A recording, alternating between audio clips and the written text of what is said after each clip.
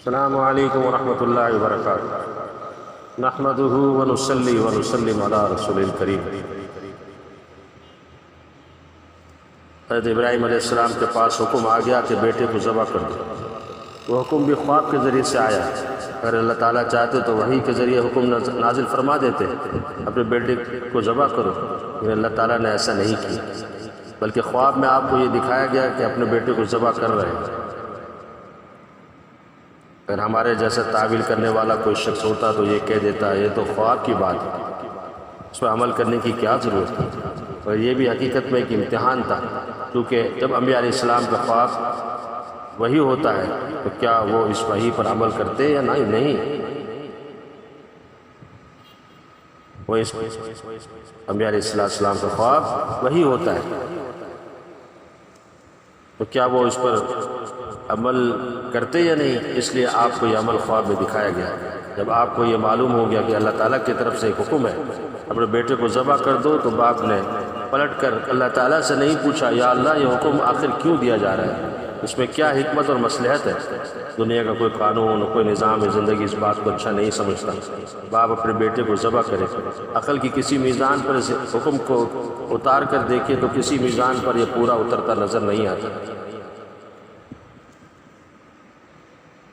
تو آپ نے اللہ تعالیٰ سے اس کی مصلحت نہیں پوچھی، البتہ بیٹے سے امتحان اور آزمائش کرنے کے لیے سوال کیا۔ یا بنی انی ارا فی المنام انی اذبحک فانظر ماذا تری۔ اے بیٹے میں نے تو خواب میں یہ دیکھا ہے تمہیں ذبح کر رہا ہوں، اب بتاؤ تمہاری کیا رائے ہے؟ ان کی رائے اس لیے نہیں پوچھی کہ اگر ان کی رائے نہیں ہوگی تو ذبح نہیں کروں گا، بلکہ ان کی رائے اس لیے پوچھی بیٹے کو آزمائیں کہ بیٹا کتنے پانی میں ہے۔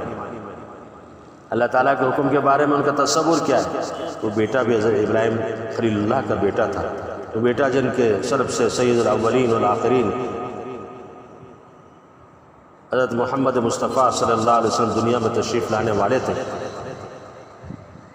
اس بیٹے نے بھی پلٹ کر یہ نہیں پوچھا ابا جان مجھ سے کیا جرم سرزد ہوا، میرا قصور کیا ہے، مجھے موت کی گھاٹ اتارا جا رہا ہے، اس میں کیا حکمت ہے کیا مصلحت ہے؟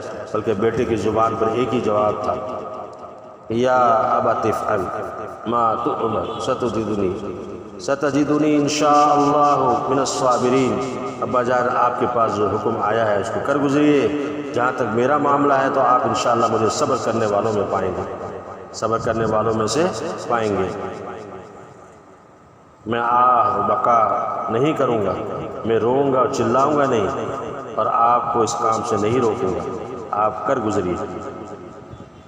اللہ اکبر، اللہ اکبر کبیر۔ اللہ کے حکم کے آگے سر جھکا دے، سمجھ میں آئے نہ آئے، اللہ اس کے رسول صلی اللہ علیہ وسلم کے فرمان پر عمل کرنا۔ اللہ اس کی ہمیں توفیق نصیب فرمائے، آمین۔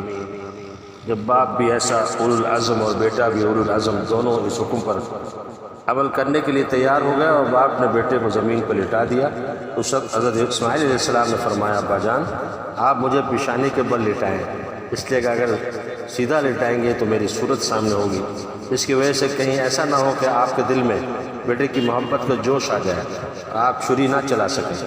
اللہ تعالیٰ کو یہ ادائیں اتنی پسند آ گئیں، اللہ تعالیٰ نے ان اداؤں کا ذکر قرآن کریم میں بھی فرمایا۔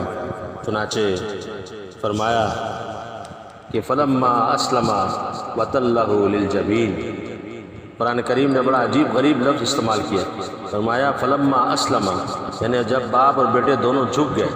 اس کا ایک ترجمہ یہ بھی ہو سکتا ہے جب باپ اور بیٹے دونوں اسلام لے آئے، اس لیے کہ اسلام کے معنی ہے اللہ کے حکم کے آگے جھک جانا، اسی سے اس طرف اشارہ کیا گیا ہے۔ اصل اسلام یہ ہے حکم کیسا بھی آ جائے اس کی وجہ سے دل پر آ رہے ہی کیوں نہ چل جائیں، وہ حکم عقل کے خلاف ہی کیوں نہ معلوم ہو، اس کی وجہ سے جان و مال عزت آبرو کتنی قربانی کیوں نہ دینی پڑے، بس انسان کا کام یہ ہے اللہ کے اس حکم کے آگے اپنے آپ کو جھکا دے۔ یہ ہے حقیقت میں اسلام۔ اس لیے فرمایا جب دونوں اسلام لے آئے اور اللہ کے حکم کے آگے جھک گئے، اور باپ نے بیٹے کو پیشانی کے بل لٹا دیا۔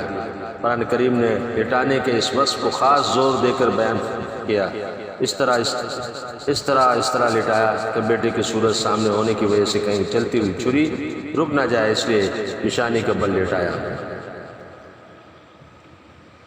پھر کیا ہوا؟ جب ان دونوں نے اپنے حصے کا کام پورا کر دیا، اللہ تعالیٰ فرماتے ہیں کہ دونوں بندوں نے اپنے حصے کا کام کر لیا تو مجھے اپنے حصے کا کام کرنا ہے۔ چنانچہ فرمایا وَنَادَيْنَاهُ أَن يَا إِبْرَاهِيمُ قَدْ صَدَّقْتَ الرُّؤْيَا، اے ابراہیم تم نے اس خواب کو سچا کر دکھایا، تو ہماری قدرت کا تماشا دیکھو۔ چنانچہ جب آنکھیں کھولی تو دیکھا حضرت اسماعیل علیہ السلام ایک جگہ بیٹھے ہوئے مسکرا رہے ہیں، وہاں ایک دمبا ذبح کیا ہوا پڑا ہے۔ یہ پورا واقعہ جو در حقیقت قربانی کے عمل کی بنیاد ہے، روز اول سے یہ بتا رہا ہے۔ قربانی اس لیے مشروع کی گئی تاکہ انسانوں کے دل میں یہ احساس، یہ علم، یہ معرفت پیدا ہو۔ اللہ تعالیٰ کا حکم ہر چیز پر فوقیت رکھتا ہے۔ دین در حقیقت اتباع کا نام ہے۔ جب حکم آ جائے پھر آخری گھوڑے دوڑانے کا موقع نہیں، حکمتیں مصلحتیں تلاش کرنے کا موقع نہیں۔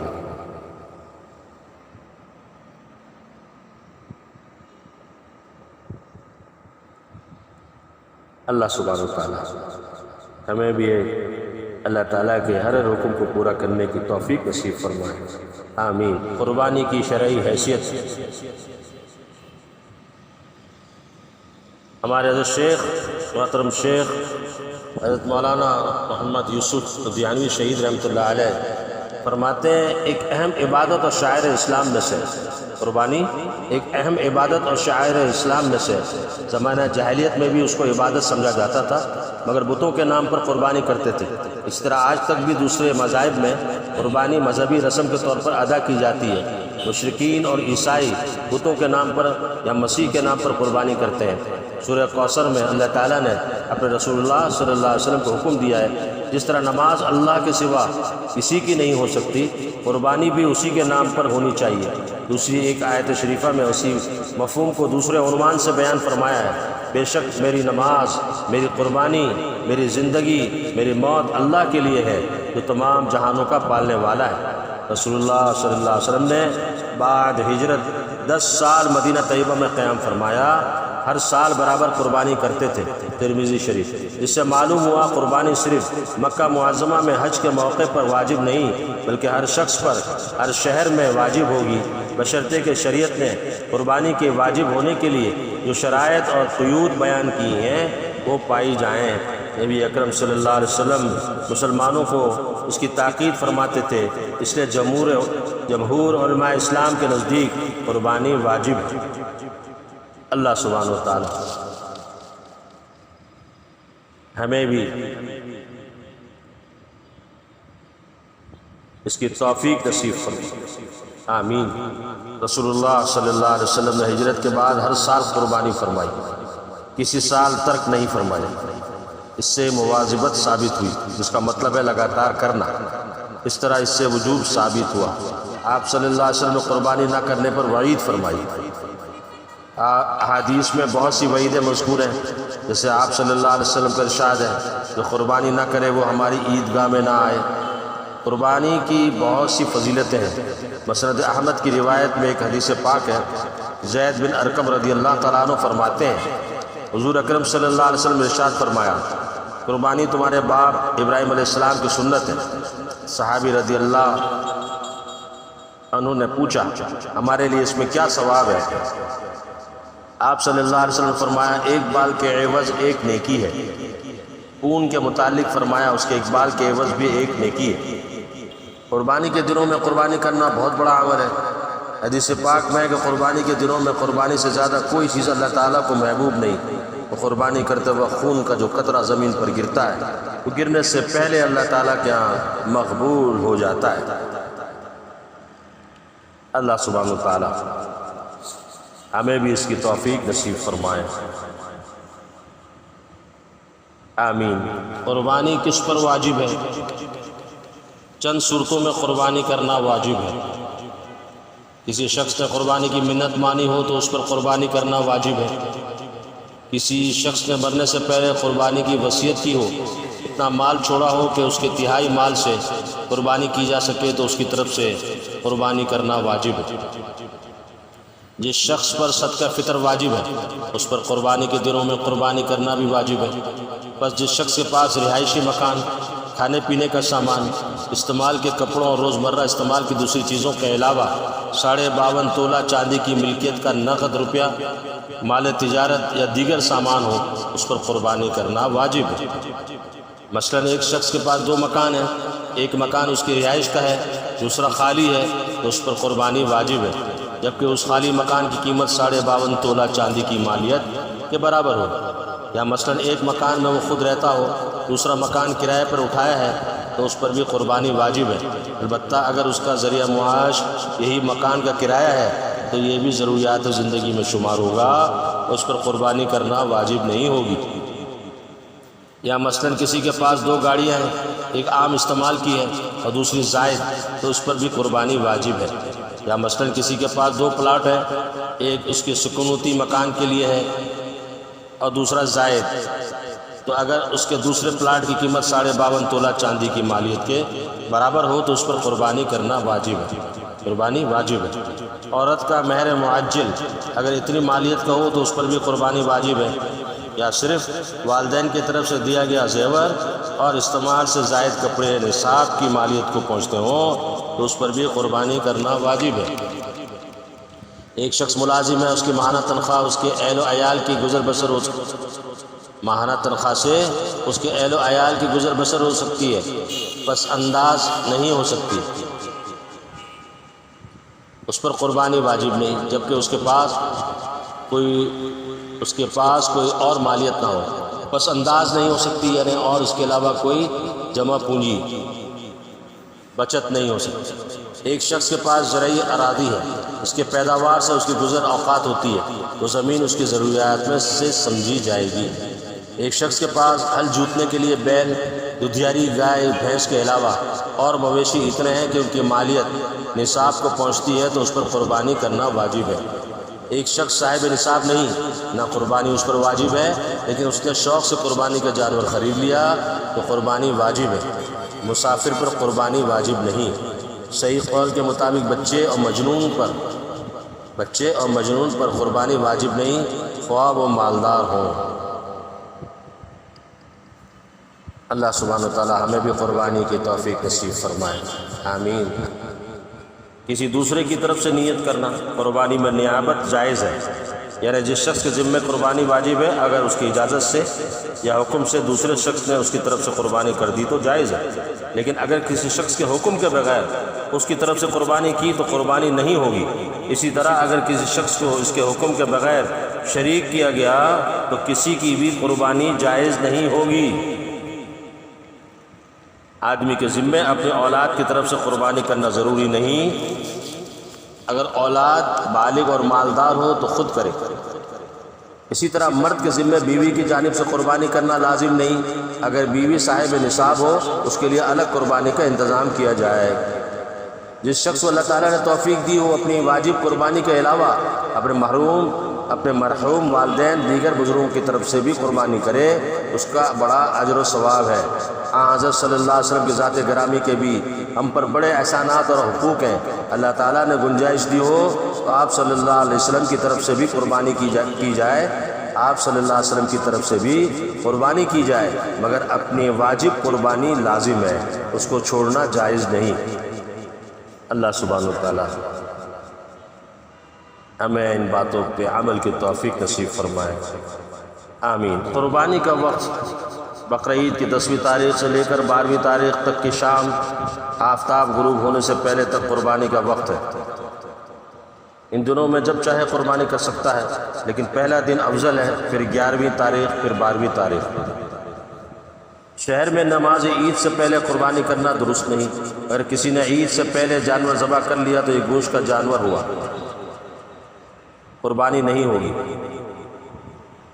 البتہ دیہات میں جہاں عید کی نماز نہیں ہوتی، عید کے دن صبح صادق طلوع ہو جانے کے بعد قربانی کرنا درست ہے۔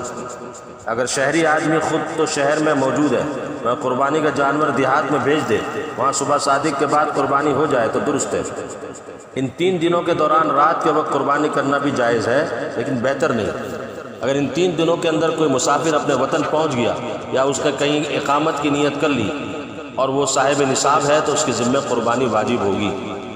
جس شخص کے ذمہ قربانی واجب ہے اس کے لیے ان دنوں میں قربانی کا جانور ذبح کرنا ہی لازم ہے۔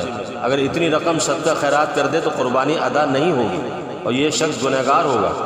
جس شخص کے ذمہ قربانی واجب تھی ان 3 دنوں میں اس نے قربانی نہیں کی، اس کے بعد قربانی کرنا درست نہیں، اس شخص کو توبہ استغفار کرنی چاہیے اور قربانی کے جانور کی مالیت صدقہ خیرات کر دے۔ ایک شخص نے قربانی کا جانور باندھ رکھا تھا مگر کسی عذر کی بنا پر قربانی کے دنوں میں ذبح نہیں کر سکا تو اس کا اب صدقہ کر دینا واجب ہے، ذبح کر کے گوشت کھانا درست نہیں۔ قربانی کا جانور خود اپنے ہاتھ سے ذبح کرنا مستحب ہے، لیکن جو شخص ذبح کرنا نہ جانتا ہو یا کسی وجہ سے ذبح نہ کرنا چاہتا ہو اسے ذبح کرنے والے کے پاس موجود رہنا بہتر ہے۔ ذبح کرنے والے کے پاس موجود رہنا بہتر ہے۔ قربانی کا جانور ذبح کرتے وقت زبان سے نیت کے الفاظ پڑھنا ضروری نہیں بلکہ دل میں نیت کر لینا کافی ہے، اور بعض دعائیں جو حدیث پاک میں منقول ہے اگر کسی کو یاد ہو تو ان کا پڑھنا مستحب ہے، اللہ تعالی ہمیں بھی قربانی کی توفیق نصیب فرمائے، سعادت نصیب فرمائے، آمین۔ قربانی کا گوشت اگر کئی آدمیوں کے درمیان مشترک ہو تو اس کو اٹکل سے تقسیم کرنا جائز نہیں بلکہ خوب احتیاط سے تول کر برابر حصہ کرنا درست ہے۔ کسی کے حصے میں سر اور پاؤں لگا دیے جائیں تو اس کے وزن کے حصے میں کمی جائز ہے۔ قربانی کا گوشت خود کھائے، دوست احباب میں تقسیم کرے، غریب مسکینوں کو دے۔ بہتر یہ ہے کہ اس کے 3 حصے کرے، ایک اپنے لیے، ایک دوست احباب عزیز اقارب کو ہدیہ دینے کے لیے، ایک ضرورت مند ناداروں میں تقسیم کرنے کے لیے۔ الغرض کم از کم 1/3 حصہ خیرات کر دے، لیکن اگر کسی نے 1/3 سے کم گوشت خیرات کیا، باقی سب کھا لیا یا عزیز اقارب کو دے دے تب بھی گناہ نہیں۔ قربانی کی کھال اپنے استعمال کے لیے رکھ سکتا ہے، کسی کو ہدیہ بھی کر سکتا ہے، لیکن اگر اس کو فروخت کر دیا تو اس کے پیسے نہ خود استعمال کر سکتا ہے نہ کسی غنی کو دینا جائز ہے بلکہ کسی غریب پر صدقہ کر دینا واجب ہے۔ قربانی کی کھال کے پیسے مسجد کی مرمت میں یا کسی اور نیک کام میں لگانا جائز نہیں بلکہ کسی غریب کو ان کا مالک بنا دینا ضروری ہے۔ قربانی کی کھال یا اس کی رقم کسی ایسی جماعت یا انجمن کو دینا درست نہیں، اس کے بارے میں اندیشہ ہو تو مستحقین کو نہیں دیں گے بلکہ جماعتی پروگراموں، مثلا کتابوں، رسالوں کی طباعت و اشاعت، شفا خانوں کی تعمیر، کارکنوں کی تنخواہ وغیرہ میں خرچ کریں گے، کیونکہ اس رقم کا کسی فقیر کو مالک بنانا ضروری ہے۔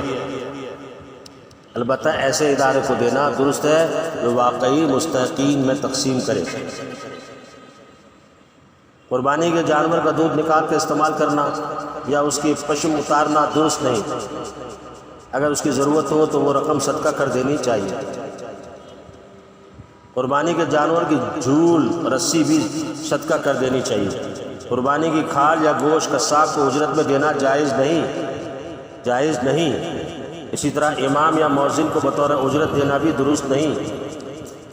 اللہ سبحانہ و تعالیٰ ان باتوں کا خیال رکھنے کی ہمیں توفیق نصیب فرمائے، آمین۔ قربانی کن جانوروں کی جائز ہے؟ بکری، بکرا، مینڈا، بھیڑ، دمبا، گائے، بیل، بھینسا، اونٹ، اونٹنی کی قربانی درست ہے، ان کے علاوہ کسی اور جانور کی قربانی درست نہیں۔ گائے، بھینس، اونٹ میں اگر 7 آدمی شریک ہو کر قربانی کریں تو بھی درست ہے، مگر ضروری ہے کسی کا حصہ 7ویں حصے سے کم نہ ہو۔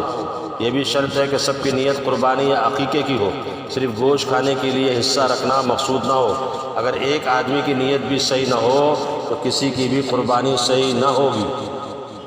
کسی نے قربانی کے لیے گائے خریدی اور خریدتے وقت یہ نیت تھی کہ دوسرے لوگوں کو بھی اس میں شریک کر لیں گے، بعد میں دوسروں کا حصہ رکھ لیا تو یہ درست ہے، لیکن اگر گائے خریدتے وقت دوسرے لوگوں کو شریک کرنے کی نیت نہیں تھی بلکہ پوری گائے اپنی طرف سے قربانی کرنے کی نیت تھی مگر اب دوسروں کو بھی شریک کرنا چاہتا ہے تو یہ دیکھیں گے آیا اس شخص کے ذمہ قربانی واجب ہے یا نہیں۔ اگر واجب ہے تو دوسروں کو بھی شریک کر تو سکتا ہے مگر بہتر نہیں۔ اگر اس کے ذمہ قربانی واجب نہیں تھی تو دوسروں کو شریک کرنا درست نہیں۔ اگر قربانی کا جانور گم ہو گیا، اس نے دوسرا خرید لیا، پھر اتفاق سے پہلا بھی مل گیا، تو اگر اس شخص کے ذمہ قربانی واجب تھی تب تو صرف ایک جانور کی قربانی اس کے ذمہ ہے، اگر واجب نہیں تھی تو دونوں جانوروں کی قربانی لازم ہوگی۔ بکری اگر 1 سال سے کم عمر کی ہو اور ایک ہی دن کی کمی ہو تو اس کی قربانی کرنا درست نہیں، پورے سال کی ہو تو درست ہے۔ گائے یا بھینس پورے 2 سال کی ہو تو قربانی درست ہوگی، اس سے کم عمر کی ہو تو درست نہیں۔ اونٹ پورے 5 سال کا ہو تو قربانی درست ہوگی۔ بھیڑ یا دمبا اگر 6 مہینے سے زائد کا ہو، اتنا فربا یعنی موٹا تازہ ہو کہ اگر پورے سال والے بھیڑ دمبوں کے درمیان چھوڑا جائے تو فرق معلوم نہ ہو تو اس کی قربانی کرنا درست ہے، اور اگر کچھ فرق معلوم ہوتا ہے تو قربانی درست نہیں۔ جو جانور اندھا یا کانا ہو، یا اس کی ایک آنکھ کی تہائی روشنی یا اس سے زائد جاتی رہی ہو، یا ایک کان تہائی یا تہائی سے زیادہ کٹ گیا ہو تو اس کی قربانی کرنا درست نہیں۔ جو جانور اتنا لنگڑا ہو کہ صرف 3 پاؤں سے چلتا ہو، چوتھا پاؤں زمین پر رکھتا ہی نہیں، یا رکھتا ہے مگر اس سے چل نہیں سکتا تو اس کی قربانی درست نہیں۔ اگر چلنے میں چوتھے پاؤں کا سہارا تو لیتا ہے مگر لنگڑا کر چلتا ہے تو اس کی قربانی درست ہے۔ اگر جانور اتنا دبلا ہو اس کی ہڈیوں میں گودا تک نہ رہا ہو تو اس کی قربانی درست نہیں، ایسا دبلا نہ ہو تو قربانی درست ہے۔ جانور جتنا موٹا فربا ہو اسی قدر قربانی اچھی ہے۔ جس جانور کے دانت بالکل نہ ہو یا زیادہ دانت جھڑ گئے ہوں اس کی قربانی درست نہیں۔ جس جانور کی پیدائشی کان نہ ہو اس کی قربانی کرنا درست نہیں، اگر کان تو ہو مگر چھوٹے ہوں اس کی قربانی درست ہے۔ جس جانور کے پیدائشی طور پر سینگ نہ ہو اس کی قربانی درست ہے، اور سینگ تھے مگر ٹوٹ گئے تو صرف اوپر سے خول اترا ہے اور اندر کا گودا باقی ہے تو قربانی درست ہے۔ اگر جڑ ہی سے نکل گئے ہوں تو اس کی قربانی کرنا درست نہیں۔ خصی جانور کی قربانی جائز بلکہ افضل ہے۔ جس جانور کے خارش ہو تو اگر خارش کا اثر صرف جلد تک محدود ہے تو اس کی قربانی کرنا درست ہے، اور خارش کا اثر گوشت تک پہنچ گیا ہو اور جانور اس کی وجہ سے لاغر اور دبلا ہو گیا ہو تو اس کی قربانی درست نہیں۔ اگر جانور خریدنے کے بعد اس میں کوئی عیب ایسا پیدا ہو گیا جس کی وجہ سے اس کی قربانی درست نہیں، تو اگر یہ شخص صاحب نصاب ہے تو اس پر قربانی واجب ہے، تو اس کی جگہ تندرست جانور خرید کر قربانی کرے۔ اگر اس شخص کے ذمہ قربانی واجب نہیں تھی تو وہ اسی جانور کی قربانی کر دے۔ جانور پہلے تو صحیح سالم تھا مگر ذبح کرتے وقت جو اس کو لٹایا تو اس کی وجہ سے اس میں کچھ عیب پیدا ہو گیا تو اس کا کچھ حرج نہیں، اس کی قربانی درست ہے۔ اللہ سبحانہ وتعالی ہمیں قربانی کی سعادت نصیب فرمائے۔ چند غلطیوں کی اصلاح۔ ہمارے شیخ حضرت مولانا محمد یوسف لدھیانوی شہید رحمۃ اللہ علیہ فرماتے ہیں، بعض لوگ یہ کوتاہی کرتے ہیں کہ طاقت نہ ہونے کے باوجود شرم کی وجہ سے قربانی کرتے ہیں، تو لوگ یہ کہیں گے کہ انہوں نے قربانی نہیں کی۔ محض دکھاوے کے لیے قربانی کرنا درست نہیں، جس سے واجب حقوق فوت ہو جائیں۔ بہت سے لوگ محض گوشت کھانے کی نیت سے قربانی کی نیت کر لیتے ہیں، اگر عبادت کی نیت نہ ہو تو ان کو ثواب نہیں ملے گا، اور اگر ایسے لوگوں نے کسی اور کے ساتھ حصہ رکھا ہو تو کسی کی بھی قربانی نہیں ہوگی۔ بعض لوگ یہ سمجھتے ہیں گھر میں ایک قربانی ہو جانا کافی ہے، اس لیے لوگ ایسا کرتے ہیں، 1 سال اپنی طرف سے قربانی کر لی، 1 سال بیوی کی طرف سے کر دی، 1 سال لڑکے کی طرف سے، 1 سال لڑکی کی طرف سے، 1 سال مرحوم والد کی طرف سے، 1 سال مرحومہ والدہ کی طرف سے۔ خوب یاد رکھنا چاہیے کہ گھر کے جتنے افراد پر قربانی واجب ہو ان میں سے ہر ایک کی طرف سے قربانی کرنا واجب ہے۔ مثلا میاں بیوی اگر دونوں صاحب نصاب ہوں تو دونوں کی طرف سے 2 قربانیاں لازم ہیں۔ اسی طرح اگر باپ بیٹا دونوں صاحب نصاب ہوں تو خواہ اکٹھے رہتے ہوں مگر ہر ایک کی طرف سے الگ الگ قربانی واجب ہے۔ بعض لوگ یہ سمجھتے ہیں قربانی عمر بھر میں ایک دفعہ کر لینا کافی ہے، یہ خیال بالکل غلط ہے، بلکہ جس طرح زکوٰۃ اور صدقہ فطر ہر سال واجب ہوتا ہے اسی طرح ہر صاحب نصاب پر قربانی ہر سال واجب ہے۔ بعض لوگ گائے یا بھینس میں حصہ رکھ لیتے ہیں، یہ نہیں دیکھتے جن لوگوں کے حصے رکھے ہیں وہ کیسے لوگ ہیں۔